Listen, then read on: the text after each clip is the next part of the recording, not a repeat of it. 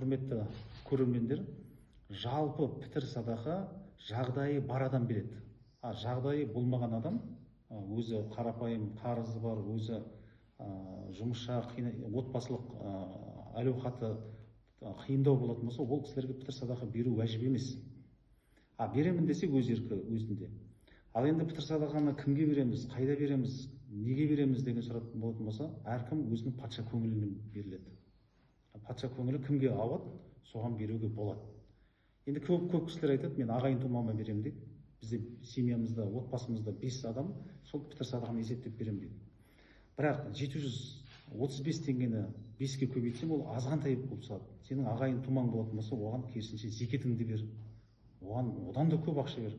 Себебі ол сенің ағайын тумаңның арасындағы мәмілені нығайту үшін. Мен оразамын. Мен ораза ұстағым келеді. Бірақ денсаулыққа байланысты ораза ұстай алмайды. Денсаулыққа байланысты екіге бөлінеді. Бірінші, ұзақ созылмалы ауру, ол қарт кісі болсын, жас болсын, кейбір жастар бар, ұзақ созылмалы ауру, ол күніге белгілі бір мөлшерде дәріні пайдаланып тұрмаса, денсаулығына зиян келеді.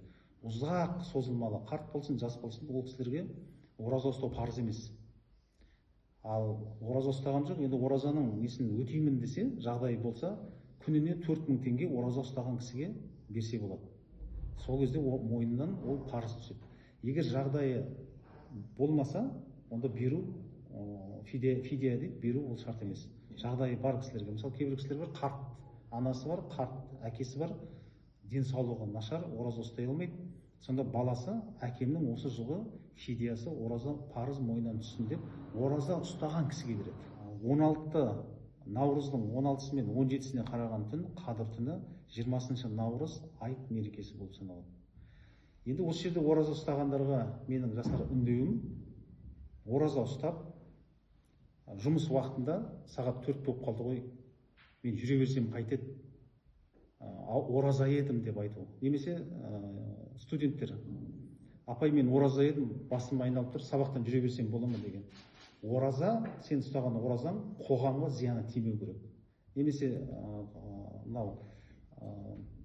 қоғамдық көліктерде мен ораза едім, маған орын бер деп айтуға ол тыйым салынады. Себебі ол оразаның әдепсіздігі болып саналады. Ал ораза уақытында бір кісімен сөзге келіп қалсаң, кешіресіз, мен ораза едім деп сабырлық таныту. Бірақ кешке ауыз ашып болғаннан кейін хабарласайық, сөйлесіп тастайық деп дүрелік келтіруге болмайды.